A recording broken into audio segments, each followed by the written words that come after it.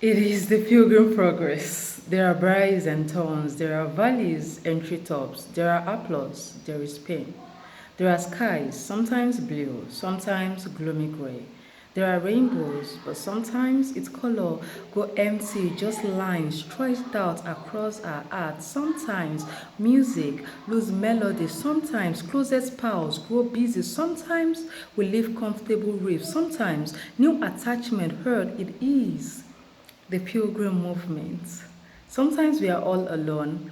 Sometimes their praises hurt. It reminds us of all we stopped being. Sometimes tears flow. Sometimes we can't seem to find the tear no matter how long we search for it.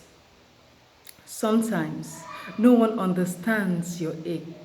Sometimes you don't. You just know you hurt. Sometimes happiness gets cars.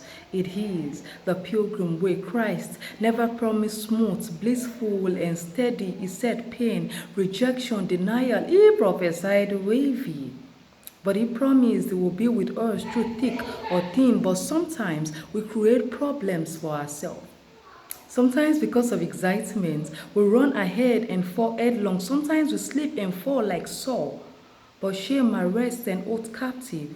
We refuse to trace our steps back like Peter. Like Isaiah in Isaiah 6 verse 5. So we hide behind shrubs like Eve. Regrets coil around our hearts and it hurts. Frustration at not being perfect enough consume. We forget 1 John 2 verse 1. We forget any man includes ministers too. We try to prove our worth. We try to give God a reason to pardon us. We try to rationalize our fall, and this is where we fail.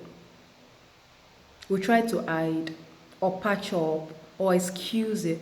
But one thing we never do is vocal to our master in all sincerity, so we become like Saul, theologically grown but power empty. We become jealous of little Davids doing exploits. Jealousy eats us up, but we never go back to Calvary. We feel there has to be a special atonement for us.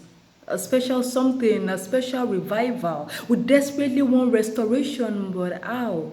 So we fake it. And real Davids grow taller while we wither, emaciated by jealousy and hidden sin. This is how Goliath fall. This is how the anointed Saul in 1 Samuel chapter 11 becomes a rejected broken branch in chapter 18. This is how we become pastors. David fell too. But one thing he never did was stop going back to the cross. That was why he lasted.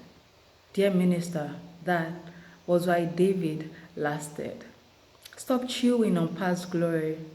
Be humble enough to tell God you failed. Be humble enough to recognize your errors. That is when Daddy will lift you up. It is the pilgrim progress. There are slippery steps by the roadside. Only those who keep with Christ and call back and call to Him, come back to Him over and over again like David, will last on this way. And yeah, there is grace to be steadfast. But as you grow, remember it is not over when you fall.